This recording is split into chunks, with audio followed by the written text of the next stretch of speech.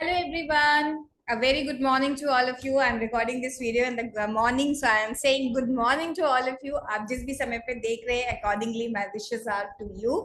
And this video is for class 11th. हम लोग अभी पिछले कुछ क्लासेस से क्लास 11th का एक नया चैप्टर हम लोगों ने स्टार्ट किया है, which is journal entries. हमने journal entry के rules पढ़ लिए थे, rules of debit and credit as per the traditional method and as per the modern approach also.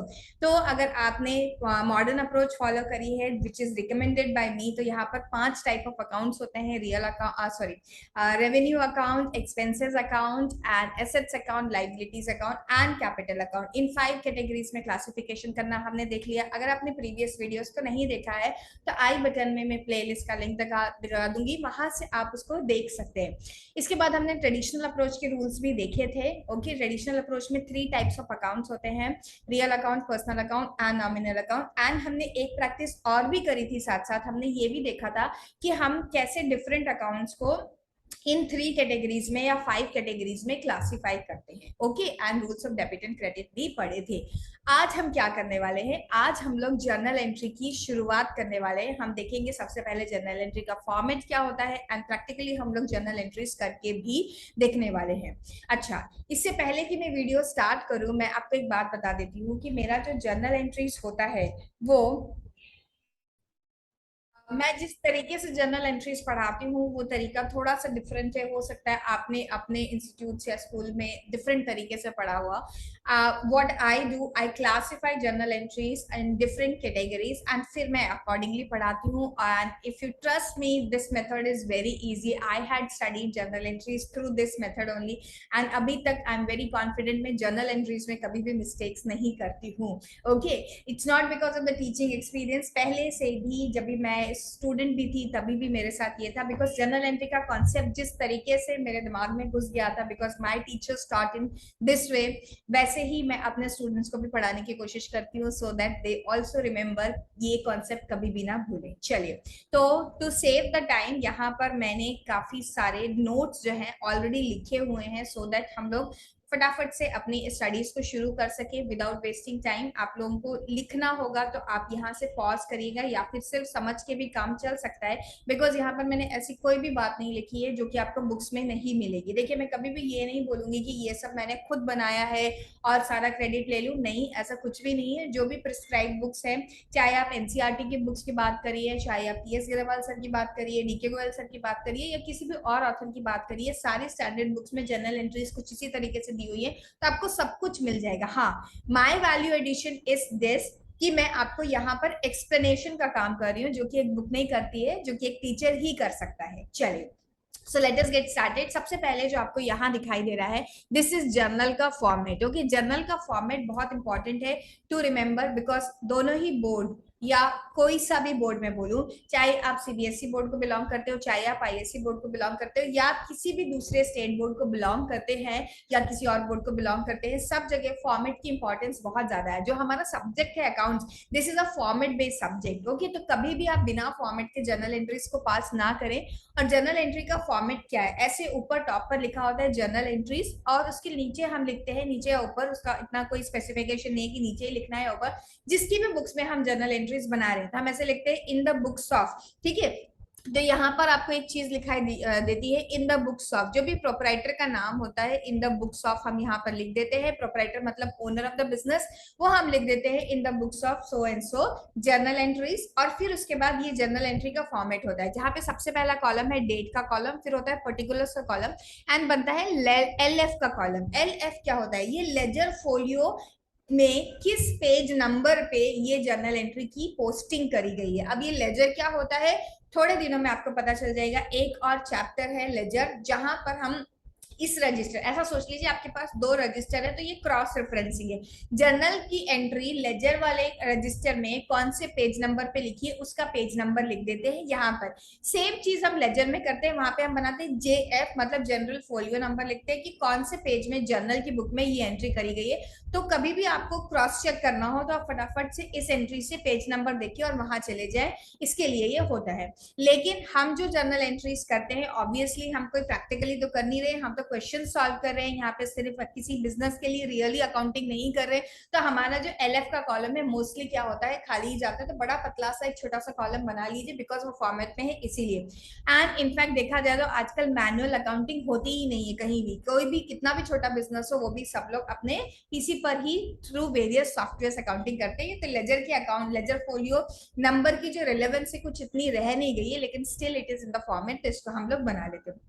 फिर हम देखते हैं यहाँ पे जो रुपीज लिखा हुआ है, ये अमाउंट का कॉलम है, एंड अमाउंट की 2 कॉलम है। यस, अमाउंट की 2 कॉलम क्यों है, क्योंकि एक होगा डेबिट का कॉलम और दूसरा होगा क्रेडिट का कॉलम। तो आपके पास हर एक ट्रांजेक्शन की ड्यूअल एस्पेक्ट हमने पढ़ी हुई है, 2 जगह पे इफेक्ट जाएगा, एक डेबिट साइड में और एक क्रेडिट साइड में। तो एक डेबिट का अमाउंट का कॉलम लिखेंगे और दूसरा हमारा क्रेडिट का अमाउंट लिखा जाएगा। इस तरीके से फॉर्मेट रहेगा, आपको सारी एंट्रीज कैसे करनी है, इसी फॉर्मेट के अंदर सारी एंट्रीज करनी है। ओके, चलिए अब मैं आपको आगे ले जाती हूँ और मैं सबसे पहली क्लास सिखाती हूँ purchase related journal entries. Yes, जो मेरा पढ़ाने का तरीका है, मैं क्या करूंगी, हर एक ट्रांजेक्शन को अलग अलग कैटेगरीज में डिवाइड कर लूंगी। ब्रॉडली कुछ 5-6 तरीके की कैटेगरीज रहेंगी और कुछ कंबाइंड एंट्रीज रहेंगी, उनको मैं अलग से बताऊंगी। ओके, तो इस तरीके से हम पढ़ेंगे तो आपको मेमोराइजिंग रिवीजन करने के लिए आसानी रहेगी। और मैं एक बात बहुत आसान बता दूं, बहुत कॉमन जो बच्चों के अंदर मिथ रहता है, वो ये सोचते हैं ओ माय गॉड मुझे जर्नल एंट्रीज रटनी पड़ेगी, मुझे मक करना पड़ेगा। बिल्कुल भी नहीं है ऐसा। आपको जर्नल एंट्रीज इतनी सारी प्रैक्टिस करनी है कि करते करते याद हो जाए, और एक बार आपको लॉजिक अगर अच्छे से आता है तो आप बहुत आसानी से जर्नल एंट्रीज को कर पाएंगे बिना किसी परेशानी के। ठीक है, चलिए तो सबसे पहले मैं आपको परचेज रिलेटेड जर्नल एंट्रीज बता रही हूँ। अगर आपने बेसिक अकाउंटिंग टर्मिनोलॉजी पढ़ी हुई है तो आपको परचेजेस का मतलब बहुत अच्छे से पता होगा। अगर आपने नहीं पढ़ा हुआ है या आप थोड़ा भूल रहे हैं तो चलिए मैं आपको रिवाइज कर देती हूँ। परचेजेस का मतलब होता है गुड्स को परचेज करना। अगर हम कोई कंप्यूटर परचेज करके लेकर आए, कोई मशीनरी परचेज करके आए, कोई प्लांट परचेज करके आए, और किसी भी चीज की हमने अगर परचेज करी है तो वो परचेज ऑफ एसेट है। ओके, परचेज ऑफ गुड्स नहीं है। तो ऐसे परचेजेस को परचेज नहीं बोलते हैं, परचेज ऑफ गुड्स। गुड्स मतलब ऐसी चीजें जिसमें बिजनेस डील करता है, जिसको की रीसेलिंग के पर्पज से खरीदा गया है, उसे हम परचेज बोलते हैं। ऐसी अगर मैं एक फर्नीचर वेंडर हूं और मैंने स्टेशनरी परचेज किया है तो मेरी स्टेशनरी को हम परचेज की कैटेगरी में नहीं डालेंगे, वो कंज्यूमेबल है जिसे हमने यूज करने के लिए खरीदा है, उसे हमारा पर्पस रीसेलिंग नहीं है। मैं टिम्बर को परचेज बोलूंगी, या मैं रेडीमेड फर्नीचर खरीद करके फिर बेचती हूँ तो मैं उस फर्नीचर को बोलूंगी कि ये मेरा परचेज है। तो गुड्स, गुड्स का डेफिनेशन क्या है, the things in which business deals in. अगर हमने वो परचेज किया हुआ है या रॉ मटेरियल खरीदा है, अगर हम मैन्युफैक्चरर है तो उसे हम परचेज बोलते हैं, बाकी चीजों को परचेज नहीं बोला जाता है। ये आपके माइंड में हमेशा रहना चाहिए। अब परचेज कितने तरीके की हो सकती है, यहाँ पर देखिए, एक हो सकती है कैश परचेजेस। मैं यहाँ दूसरे कलर का पेन चूज कर लेती हूँ so that you can easily identify where I am writing.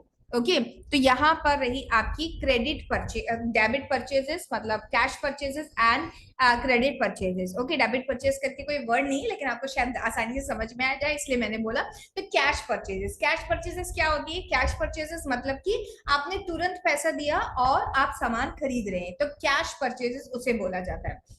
अब यहाँ पर जर्नल एंट्रीज कैसे पास होंगी, हम आगे इसका एक एग्जांपल भी मैंने यहाँ लिखा हुआ है नीचे, उसे देखेंगे। जर्नल एंट्री कैसे पास होगी, सबसे पहले कोई भी ट्रांजैक्शन जब आप देखेंगे, आपको ट्रांजैक्शन देखने के साथ ही ये सोचना है कि इस ट्रांजैक्शन के अंदर कौन से अकाउंट्स इन्वॉल्व है। तो अगर हम यहाँ पर मॉडर्न क्लासिफिकेशन के थ्रू जाएं तो एक अकाउंट इन्वॉल्व मुझे जो दिखाई दे रहा है वो है कैश अकाउंट। और कैश अकाउंट कौन सा अकाउंट होता है, कैश अकाउंट असेट्स अकाउंट के अंदर आता है। दूसरा अकाउंट क्या है, दूसरा अकाउंट है purchases account. And purchase account को मैं अगर ध्यान से सोचूं तो परचेज एक तरीके का एक्सपेंस है, यानी कि खर्चा है। तो 2 अकाउंट की आइडेंटिफिकेशन हो गई यहाँ पे, एक हो गया परचेजेस अकाउंट और दूसरा हो गया कैश अकाउंट।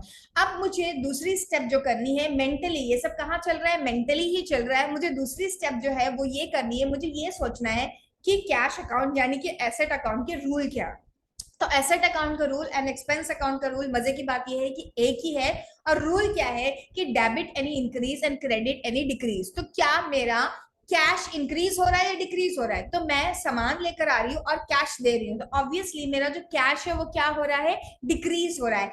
तो मैं यहाँ पर क्या करूंगी, कैश अकाउंट को यहाँ पर मैं क्रेडिट साइड में लिख दूंगी। अब देखिए, आप परचेजेस के सामने तो आपको यहाँ पे डेबिट लिखा हुआ दिखाई दे रहा है, लेकिन कैश के सामने नहीं। तो बेटा ऐसे ही हम जर्नल एंट्री पास करते हैं, ये सब हम कहाँ लिखेंगे, ये यहाँ पर लिखेंगे। देखिए पर्टिकुलर्स का जो कॉलम है ना, यहाँ पर जर्नल एंट्री लिखी जाती है। तो यहाँ पर कुछ इस तरीके से एंट्री होगी, परचेजेस अकाउंट को मैं यहाँ पर क्या करूंगी, डेबिट करूंगी, और थोड़ा सा साइड में हटकर यहाँ पर, मतलब कि थोड़ा सा मैं राइट की तरफ आऊंगी और फिर लिखूंगी टू कैश अकाउंट। यहाँ पे क्रेडिट वर्ड का यूज नहीं किया जाता, टू वर्ड का यूज करता है, टू इंडिकेट करता है क्रेडिट को। ओके तो कैश क्या हो रहा है, डिक्रीज हो रहा है, इसीलिए मैंने क्रेडिट कर दिया। और by I have debited purchase, क्योंकि मेरा एक एक्सपेंस जिसका नाम है परचेज वो इंक्रीज हो गया, तो increase in any expenses debited. Okay, इस तरीके से जर्नल एंट्री कर ली जाती है। और यहाँ पर डेबिट के सामने डेबिट का अमाउंट एंड क्रेडिट के सामने क्रेडिट का अमाउंट लिखा जाता है। इसके बाद एक और चीज आती है, किसी भी एंट्री को करने के बाद हम उसका शॉर्ट में डिस्क्रिप्शन लिखते हैं, ताकि कोई पर्सन अगर अकाउंटिंग बैकग्राउंड का नहीं है, उसे डेबिट और क्रेडिट का मतलब समझ में नहीं आ रहा है, तो वो इस शॉर्ट डिस्क्रिप्शन को पढ़ ले और वहां से उस एंट्री का सार उसे समझ में आ जाए। तो इसे बोलते हैं नरेशन। तो यहाँ पर नरेशन की स्टार्टिंग हमेशा बीइंग वर्ड से होती है, being cash purchases done. Okay तो बीइंग कैश परचेजेस डन, ऐसा करके हम यहाँ पर नरेशन लिख देते हैं, शॉर्ट एंड क्रिस्प, एक या दो लाइन के अंदर आपका जो नरेशन है वो खत्म हो जाता है। ओके तो कुछ इस तरीके से हम लोग जर्नल एंट्री पास करेंगे। तो परचेजेस से रिलेटेड पहली जर्नल एंट्री जो हमने पास करी और सीखी वो क्या है, कि अगर हमने क्रेडिट कैश परचेजेस करी है तो हम कैसे जर्नल एंट्री पास करेंगे। कैश परचेजेस करते समय हमें परचेज अकाउंट को डेबिट करना है और कैश अकाउंट को क्रेडिट करना है। अब हम जाते हैं दूसरी एंट्री की तरफ, जो कि अगेन परचेजेस से रिलेटेड है। परचेज से रिलेटेड ही हम सारी एंट्रीज यहाँ पर देखने वाले हैं। तो परचेज से रिलेटेड एंट्री में आप देखेंगे कि अगर ये क्रेडिट परचेज है, सबसे पहले समझिए कि क्रेडिट परचेज का मतलब क्या है। क्रेडिट परचेजेस का मतलब ये है कि आपने सामान तो खरीद लिया है, लेकिन you have not yet paid the amount. आप फ्यूचर में किसी डेट को देने वाले हैं उस पर्सन को, उस सप्लायर को पैसा। तो अगर आपने अभी पैसा नहीं दिया, इसका मतलब क्या, इसका मतलब आपकी लाइबिलिटी जनरेट हो चुकी है। ओके आप उस पर्सन को बाद में कभी पैसा देंगे, और उस पर्सन को जिसे हमें बाद में किसी डेट पर पैसा देना होता है हम बुलाते हैं उसे क्रेडिटर। ओके तो हमारे पास दो अकाउंट्स आइडेंटिफाई हो चुके हैं यहाँ पे इस ट्रांजेक्शन से, क्रेडिट परचेज से। एक तो मेरा कोई क्रेडिटर होगा और दूसरा ऑब्वियसली परचेजेस ही है। अब मुझे ये सोचना है कि परचेज अकाउंट क्या है और वहां पे कौन सा रूल लगता है। तो बच्चों purchase account is a expense account, और expense account and asset account group number 1 में आते हैं। वहां पर एक ही रूल लगता है, any increase is debited and any decrease is credited. तो इंक्रीज जो है वो क्या हो गई है, वो डेबिट हो गई है। तो देखिए यहाँ पर परचेस अकाउंट को फिर से हमने क्या लिखा हुआ है, डेबिट लिखा हुआ है। और टू क्या लिखा हुआ है, क्रेडिटर। क्यों टू क्रेडिटर लिखा हुआ है, क्योंकि अगर मैं लाइबिलिटीज अकाउंट के रूल की बात करूं तो लाइबिलिटीज अकाउंट का रूल होता है increase the increase has to be credited and decrease is to be debited. Whether the liability is increasing or decreasing, answer is liability is increasing, क्योंकि हमने creditors को या liability को record करना है अभी, इसीलिए मैं credit side में क्या लिख रही हूँ, to creditors, मेरी liability increase हो रही है, और जब भी liability increase होती है उसे हम लिखते हैं credit side में। तो हमने क्या लिखा, to creditors। Got it? I hope you understood this. Now we are going to the next transaction. यहाँ पर आप देखेंगे अब थर्ड ट्रांजेक्शन ऑलवेज ऑनवर्ड्स क्या हो रहा है, परचेजेस क्रेडिट होता है। अब ये जो है बहुत इंपॉर्टेंट है, कुछ टीचर्स इसे काफी लेटर स्टेज में पढ़ाते हैं और तब तक बच्चों के दिमाग में ये बात बैठ गई होती है कि परचेज तो हमेशा ही डेबिट होता है। देखो इन जनरल परचेज डेबिट होगा क्योंकि परचेज इज अ एक्सपेंस, लेकिन क्या हमेशा ही परचेज डेबिट होता है, आंसर इज नो। क्योंकि कुछ ऐसे ट्रांजेक्शन होते हैं स्पेशल कैटेगरी के ट्रांजेक्शन जिनको कि हम, जिन ट्रांजैक्शंस में हम परचेजेस को क्रेडिट करते हैं।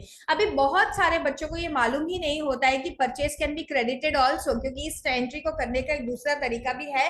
But let me tell you, अगर आपने अभी तक बुक नहीं देखी है तो बुक खोल करके देखिए, वहां पर परचेज अकाउंट को क्रेडिट करके ये एंट्री बताई गई। I am talking about T S. Grewal sir's book, वहां पे बहुत अच्छे से इन एंट्रीज को एक्सप्लेन करके दिया गया। If you are not trusting me then you can open the book and see over there कि वहां पर क्या हुआ है, वहां पर भी एंट्रीज लिख के बताई गई है and this is the technical way of doing this entries. तो बहुत सारे बच्चे, अगर आप अपने फ्रेंड्स में भी पूछेंगे और बोलेंगे कि क्या परचेज अकाउंट क्रेडिट होता है, तो कुछ फ्रेंड्स आपको ये बोल सकते हैं कि नहीं, परचेज अकाउंट कभी भी क्रेडिट नहीं होता, परचेज अकाउंट हमेशा डेबिट होता है। तब आप वहां पर जाके स्वैग दिखा सकते हैं और बता सकते हैं कि नहीं, परचेज अकाउंट क्रेडिट भी होता है। कब होता है? ये जो ट्रांजेक्शन है थर्ड ऑनवर्ड जो स्टार्ट हो रहे हैं, थर्ड से लेके मेरे पास सिक्स तक ट्रांजेक्शन, फिफ्थ तक ट्रांजेक्शन है, वो सब जगह पर जो परचेज अकाउंट है वो क्या होता है? परचेज अकाउंट क्रेडिट होता है।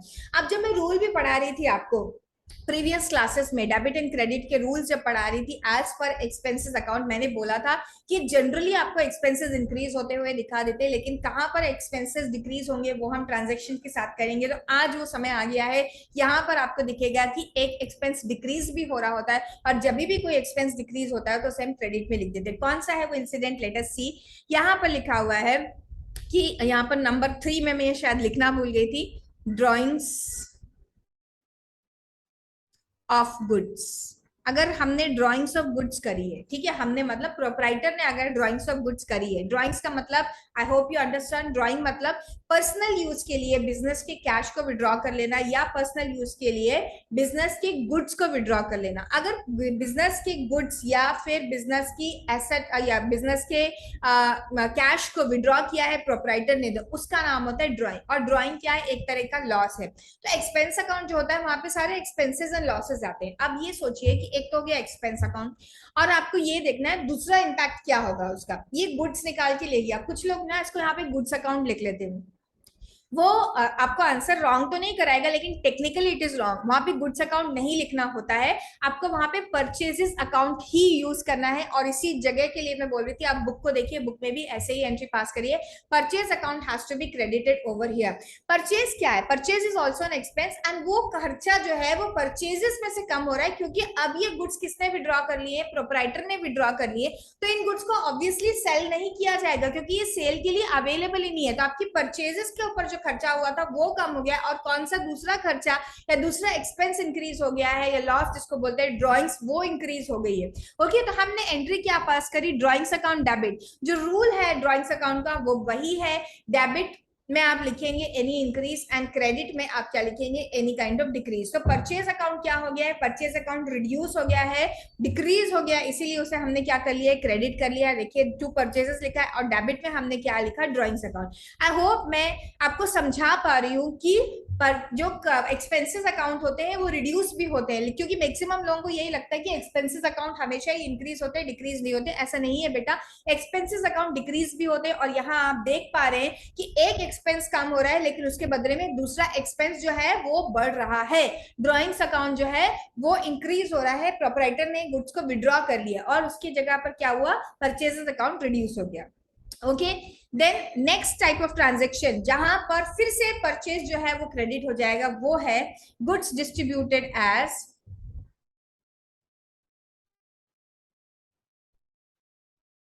Free samples.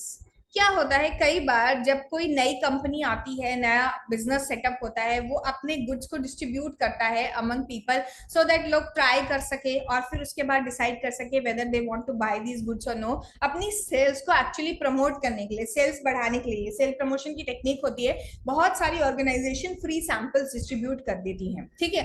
वो कोई नई ऑर्गेनाइजेशन भी हो सकती है, वो कोई एग्जिस्टिंग ऑर्गेनाइजेशन भी हो सकती है जिसने कोई नया प्रोडक्ट लॉन्च किया है। तो वो क्या करती है, ग्राहकों को अपनी तरफ अट्रैक्ट करने के लिए they distribute certain free samples. Okay, अब जब आप फ्री सैंपल्स डिस्ट्रीब्यूट कर रहे हो, फ्री सैंपल्स में फ्री वर्ड ही इंडिकेट कर रहा है that you are not going to get anything. तो क्या ये गुड्स आपने मैन्युफैक्चर किए थे या परचेज किए थे? यस, ऑब्वियसली उसके ऊपर कुछ खर्चा किया था आपने, लेकिन these goods are not available for sale now. And एक दूसरा तरीके का एक्सपेंस हो रहा है जब आप फ्री में डिस्ट्रीब्यूट कर रहे हो, which is called advertisement expense. क्यों एडवर्टीजमेंट एक्सपेंस? क्योंकि ये एक तरीका का एडवर्टीजमेंट ही है ना, that you are telling people कि ये देखिए ये हमारा गुड्स है, इसे आप ट्राई करिए, और अगर आपको अच्छा लगता है तो फिर बाद में पैसे देके खरीदिएगा। तो ये क्या हो गया? ये एक तरीके का एडवर्टीजमेंट एक्सपेंस ही है। तो यहाँ पर याद रखिए, जो एक्सपेंस इंक्रीज हो रहा है वो कौन सा एक्सपेंस इंक्रीज हो रहा है? Advertisement expense. और एडवर्टीजमेंट एक्सपेंस को हम क्या कर रहे हैं? डेबिट कर रहे हैं। वेयर एज क्रेडिट में क्या जा रहा है, क्रेडिट में जा रहा है परचेसेस। आपको जो परचेस का खर्चा है वो कम हो रहा है, उसको हमें रिड्यूस करना पड़ेगा, क्योंकि उसको रिप्लेस किसने कर दिया बच्चा, उसको रिप्लेस कर दिया आपको एडवर्टीजमेंट एक्सपेंस ने। ठीक है, तो इस बात को समझिए कि एक खर्चे को दूसरा खर्चा क्या कर रहा है, रिप्लेस कर रहा है। तो जो खर्चा कम हो रहा है बच्चा, उसे हमें क्या करना है, उसे हमें कहां पर लिखना है, परचेज, उसको क्रेडिट साइड में लिखना है। जैसे हमने यहाँ किया, परचेजेस को हमने क्रेडिट साइड में लिख दिया, और उसको रिप्लेस करके डेबिट साइड में जो खर्चा बढ़ा, कौन सा खर्चा बढ़ा, एडवर्टीजमेंट एक्सपेंस, उसे हमने डेबिट में लिख लिया। अब ऐसा ही एक और ट्रांजैक्शन है, एक्सेप्शनल केसेस, जहां पे परचेज फिर से क्रेडिट होगी। कब परचेज क्रेडिट होगी, जब आपने कोई गुड्स एज चैरिटी या डोनेशन किसी को दे दी है। आपकी ऑर्गेनाइजेशन लेट्स से ब्लैंकेट्स बनाती है, और कोई नेचुरल कैलामिटी हुई, किसी जगह पर लोगों का घर वगैरह सब तबाह हो गया, और वहां पर आप डिस्ट्रीब्यूट कर रहे हैं ब्लैंकेट्स, या ऐसे ही आप गरीबों में बांट रहे हैं, तो आप डोनेशन या चैरिटी कर रहे हैं, और उसमें आप मनी नहीं दे रहे हैं, you are giving your goods which you manufacture, okay, या फिर आप जो खरीद के लेके आए थे, परचेस करके लेकर आए थे सेल करने के पर्पज से, obviously now you are giving it again to the people free of cost. And यहाँ पर आपका पर्पस ये नहीं कि अभी ले लो as a free sample use करो और बाद में हमारा प्रोडक्ट खरीदना, no, you are giving it in good, आपका जो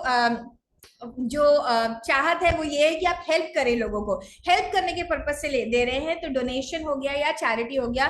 this way you are giving it to the people and you do not want anything in return. तो यहाँ पर आपने क्या किया, एक तरीके का खर्चा कर दिया, लेकिन आपका परचेस जो है वो रिड्यूस हो जाएगा, because now this goods are no more available for selling. तो यहाँ देखिए, मैं यहाँ लिख भी देती हूँ, यहाँ लिखा नहीं हुआ था, गिविंग गुड्स एज चैरिटी और donation, giving goods as charity oblique donation. Okay, दोनों के लिए एक ही एंट्री आएगी। तो चैरिटी और डोनेशन अकाउंट को हम क्या कर देंगे, डेबिट कर देंगे, because that expense is increasing, और क्रेडिट में अगेन क्या चला जाएगा, आपका परचेजेस अकाउंट चला जाएगा। ठीक है, तो इन सारी जगह पर आपने देखा परचेज अकाउंट या तो डेबिट साइड में या क्रेडिट साइड में कहीं ना कहीं इन्वॉल्व है। ये सारे transaction related to purchase transaction है। आई होप आपको ये बात समझ में आ रही है। चलिए, अब हम इनके कुछ एग्जाम्पल्स देख लेते हैं। ये तो आपने ऐसा चार्ट में देख लिया। अच्छा, अगर किसी बच्चे को इसे क्या करना है, इसका एक स्क्रीनशॉट लेना है, तो मैं आपको दिखा देती हूँ। आप यहां से इसका स्क्रीनशॉट भी ले सकते हैं। आप इसे यहां पर पॉज करिए वीडियो को और स्क्रीनशॉट ले लीजिए। चलिए, अब हम देखते हैं ट्रांजेक्शन्स, और इन ट्रांजेक्शन को हम लोग क्या करेंगे, जर्नलाइज भी करके देखेंगे। चलिए, तो मेरे पास सबसे पहला ट्रांजेक्शन आ रहा है, नंबर 1, जनरलाइज। ये पहले पढ़ ले क्या लिखा हुआ है, journalise the following transaction in the books of Ramdas. Ramdas करके एक प्रोपराइटर है, उसकी बुक में क्या बोला गया, उसकी बुक में इन ट्रांजेक्शन्स को जर्नलाइज करने के लिए बोला गया है हमसे। तो डेट लिखी हुई है 2022, ये ईयर है 2022, और सारे ट्रांजेक्शन्स जो स्टार्ट हो रहे हैं वो कहां से स्टार्ट हो रहे हैं, 1 अप्रैल से स्टार्ट हो रहे हैं। तो परचेज गुड्स फॉर कैश 20,000, सबसे पहला ट्रांजेक्शन गुड्स परचेज किया 20,000 के लिए। तो फिर सोचो कौन से दो अकाउंट्स इन्वॉल्व है, cash account and purchases account. तो इसकी जब हम जर्नल एंट्री करेंगे, यहाँ पर देखिए मैंने पहले से जर्नल एंट्री करके रखी हुई है, ये फॉर्मेट है जर्नल एंट्री का। ओके, यहाँ पर लाइन नहीं लगी हुई थी, तो मैं यहाँ पर लाइन ड्रॉ कर देती हूँ।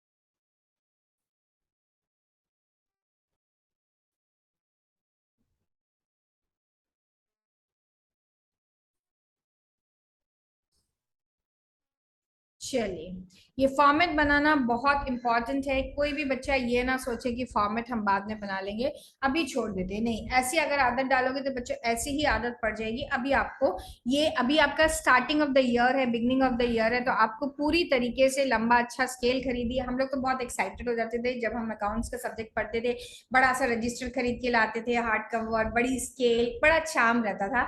एंड अगर आप आईएससी के स्टूडेंट है तो कैलकुलेटर का भी बड़ा चार्म रहेगा आपको, कि आप नया नया कैलकुलेटर खरीदेंगे एंड ऑल दैट, क्योंकि 10 तक अलाउड नहीं था आपको। चलिए, तो हम सबसे पहले कर रहे हैं पहली जर्नल एंट्री। हम सबसे पहले ऊपर क्या लिखेंगे, journal entries in the books of Ramdas. Okay, जिसकी बुक में भी आप एंट्री करेंगे उसका नाम आपको लिखना पड़ेगा, तो journal entries in the books of Ramdas. अच्छा, ईयर क्या हम बार बार लिखते हैं? ईयर बच्चों हम बार बार नहीं लिखते हैं, एक ही बार आपने ईयर लिख दिया, अज्यूमिंग दैट फाइनेंशियल ईयर है, क्योंकि 1 अप्रैल से स्टार्ट हो रहा है, तो आप 2023 एक साथ लिख दीजिए और उसके बाद आप डिफरेंट डेट्स डाल दे जाएंगे। सारे ट्रांजेक्शन अप्रैल के ही यहाँ पे, तो फर्स्ट ट्रांजेक्शन 1 अप्रैल को है, परचेस अकाउंट डेबिट में लिखा और टू कैश लिखा।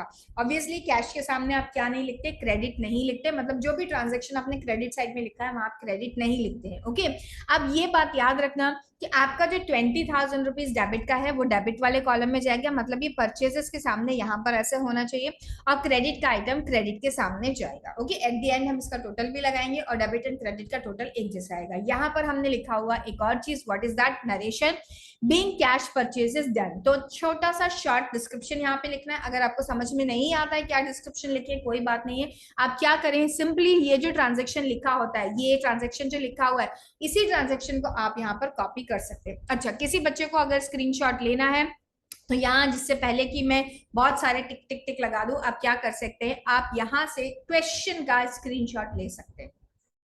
ओके, लेटर ऑन मैं आपको आंसर भी दिखा दूंगी, पूरा आंसर एक साथ, तो आप आंसर का स्क्रीनशॉट भी ले सकते हैं, लेकिन आंसर खुद से सॉल्व करके रख लीजिएगा लेटर ऑन। चलिए, ये हो गया first transaction we have completed. इसके बाद हम लोग जाते हैं नेक्स्ट ट्रांजैक्शन के ऊपर। और what is next transaction? Next transaction में बताया गया है purchase goods on credit from Mohan. याद रखिए, जब भी गुड्स क्रेडिट पे परचेज किए जाएंगे हमेशा एक क्रेडिटर जनरेट होगा, because there will be some person whose name is to be written in the books of account to whom you are going to pay later on some later date, okay, on some future date. So there is that person Mohan to whom you are going to pay 16,000 rupees in future. तो देखिए हमने यहाँ पर क्या entry पास करी है, नीचे आते हैं और देखते हैं 5 अप्रैल को हमने जो एंट्री पास करी है वो है परचेजेस अकाउंट डेबिट, क्योंकि यहाँ पे परचेज का एक्सपेंस इंक्रीज हो रहा है, that is why purchase account is debited. और क्रेडिट साइड में लाइबिलिटी इंक्रीज हो रही है, नाम क्या है उस लाइबिलिटी का? उस लाइबिलिटी का नाम है क्रेडिटर, या we know who is that creditor, Mohan. तो मोहन के अकाउंट का हमने क्या कर दिया, हमने क्रेडिट साइड में लिख दिया। और since Mohan is a name, तो मोहन अकाउंट तो नहीं लिख सकते, अपॉस्ट्रोफी लगाना पड़ेगा, मोहन्स अकाउंट हमने यहाँ पे लिख दिया। और अगेन डेबिट साइड के कॉलम में 16,000 एंड क्रेडिट साइड के कॉलम में 16,000 हमने क्या लिख दिया, अमाउंट्स लिख दिए। ओके, चलिए, now let us go ahead and see what is next transaction. Ramdas, who is Ramdas? Ramdas is the name of proprietor, पहली लाइन में लिखा हुआ था in the books of Ramdas, तो Ramdas is the name of proprietor, business का जो owner है उसका नाम है Ramdas. Ramdas withdrew for personal use goods worth rupees 15,000। तो रामदास ने क्या किया, ड्रॉइंग्स कर लिया, और कितने अमाउंट का ड्रॉइंग्स कर लिया, 15,000 का। कैश नहीं निकाला, रामदास ने गुड्स विड्रॉ कर दिए। तो अब इसकी एंट्री कैसे होगी, देखिए इसकी एंट्री होगी ड्रॉइंग्स अकाउंट डेबिट। क्यों? क्योंकि drawings is a kind of expense या लॉस, इसको आप बोल सकते हैं, और जब भी कोई एक्सपेंस या लॉस इंक्रीज होता है दैट इज डेबिटेड। और क्रेडिट में क्या हुआ, जो दूसरा खर्चा था, दूसरे खर्चे का नाम था purchases, purchases is reduced. Why purchases is reduced? Because now these goods are no more available for selling it to someone else. तो हमने यहाँ पर एंट्री करी drawings account debit to purchases account, और इसका नरेशन क्या है, नरेशन है being its withdrawn by the owner, या फिर जैसा मैंने बोला था ऊपर से जाकर आप नरेशन सेम का सेम ट्रांजैक्शन को कॉपी कर सकते हैं। तो 3 ट्रांजैक्शन हमने कर लिए। Going to the next transaction. What is next transaction? Goods distributed as free samples worth rupees 15,000. आपने क्या किया, कुछ गुड्स को अपने कस्टमर्स को, पोटेंशियल कस्टमर्स को फ्री में डिस्ट्रीब्यूट कर दिया कि आप हमारे गुड्स को ट्राई करके देखिए और अच्छे लगते हैं तो खरीदिए। तो आपने एक तरीके का एडवर्टीजमेंट किया अपने गुड्स के लिए, और जब एडवर्टीजमेंट का एक्सपेंस होगा तो advertisement expense is increasing, on the other hand your purchases का एक्सपेंस इज रिड्यूसिंग। ओके, तो देखिए यहाँ पर हम क्या एंट्री पास करते हैं, एडवर्टीजमेंट एक्सपेंस अकाउंट डेबिट हमने कर दिया, और क्रेडिट में हमने लिखा हुआ है purchases account. Okay, so advertisement expense account debit 15,000 rupees, और क्रेडिट में हमने लिख दिया है purchases account. Okay, purchase account को हमने क्रेडिट कर दिया। ओके, और नरेशन क्या है, being goods distributed as free samples. Next entry, last entry क्या है, लास्ट एंट्री है मेरे पास goods given away as charity worth rupees 5,000, 5,000 के गुड्स हमने एज चैरिटी डिस्ट्रीब्यूट कर दिए। तो जब भी हमने चैरिटी दे दिया तो चैरिटी वाला जो एक्सपेंस है वो इंक्रीज हो गया और परचेज का एक्सपेंस क्या हो गया, डिक्रीज हो गया। तो हम जर्नल एंट्री क्या पास करेंगे, यहाँ देखिए charity account debit and credit में हमने लिखा हुआ है परचेजेस, क्योंकि परचेज का एक्सपेंस डिक्रीज हो गया। ये देखिए ये जर्नल एंट्री है। And what is the narration for this, narration for this is being goods given away as charity. Okay, तो आई होप आपको ये एंट्री समझ में आ रही है। ऑब्वियसली मैंने करके नहीं बता पा रही हूँ, लिख के नहीं बता पा रही हूँ because of the time constant. Video बहुत लंबी हो जाती है पर बहुत सारे लोग छोड़ के चले जाते हैं, देखते नहीं। I don't want students to lose their attention, I want you to be fully focus and आप यहाँ पर कॉन्सेप्ट की अंडरस्टैंडिंग के ऊपर पूरा ध्यान दीजिए। लिखने का काम आप बाद में खुद से भी कर सकते हैं, ऐसा मुझे लगता है। जरूरी नहीं है कि हर समय आप मेरे साथ साथ लिखे, दो साथ में लिखने से आई अंडरस्टैंड दैट की पढ़ाई ज्यादा अच्छे से होती है, लेकिन फिर वीडियोस काफी लेंदी हो जाते हैं। आप ही लोग बोलते हैं हमारे पास उतना टाइम नहीं होता कि हम इतना लंबा वीडियो देखें, because obviously you have to give more time to your studies, self study. Okay, चलिए एट द एंड क्या किया जाता है, एट द एंड हम लगाते हैं टोटल। एंड ऑब्वियसली क्योंकि हमने डेबिट के कॉलम में क्रेडिट के कॉलम में सेम सेम अमाउंट ही लिखे हैं, इसीलिए हमारा डेबिट एंड क्रेडिट का टोटल भी एक ही जैसा आना चाहिए हमेशा।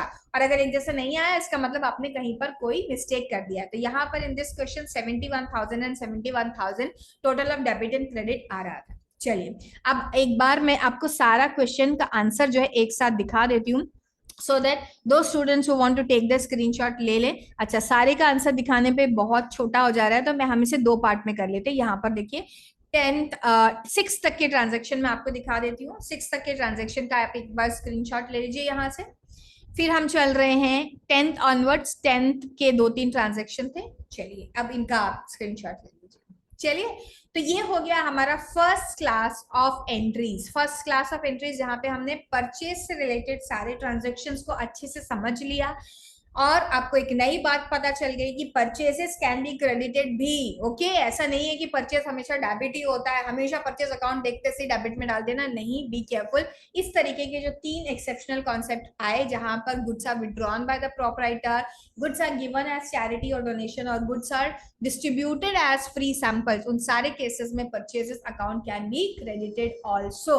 और एक और केस है यहाँ पे, कभी कभी जब गुड्स का लॉस बाय फायर या लॉस बाय थेफ्ट या किसी भी रीजन से जब गुड्स डिस्ट्रॉय हो जाते हैं तभी भी परचेस अकाउंट क्रेडिट होता है। जो मैंने यहाँ पर लिख के नहीं बताया था वो ट्रांजेक्शन के साथ मैं आपको करके बताऊंगी, ठीक है। तो आज आपने क्या सीख लिया, आपने फर्स्ट क्लासिफिकेशन जो मेरे अकॉर्डिंगली फर्स्ट कॉन्सेप्ट था, जितनी भी परचेज से रिलेटेड एंट्रीज थी उसको हमने सीख लिया है। अपकमिंग कॉन्सेप्ट में हम सीखेंगे सेल से रिलेटेड एंट्रीज। सेल्स थोड़ा छोटा है एज कम्पेयर टू परचेज, वो हम करेंगे ऐसे ही, हम क्लासिफिकेशन करके सारी एंट्रीज को धीरे धीरे सीख लेंगे। चलिए, सो आई होप आपकी क्लास, आज की क्लास आपने एंजॉय करी है। आपने चैनल को अभी तक सब्सक्राइब नहीं करा है तो चैनल को सब्सक्राइब करिए, वीडियो को लाइक एंड शेयर करिए। हम फिर से मिलते हैं और बहुत सारे नए कॉन्सेप्ट फिर से सीखेंगे। Bye, have a great day.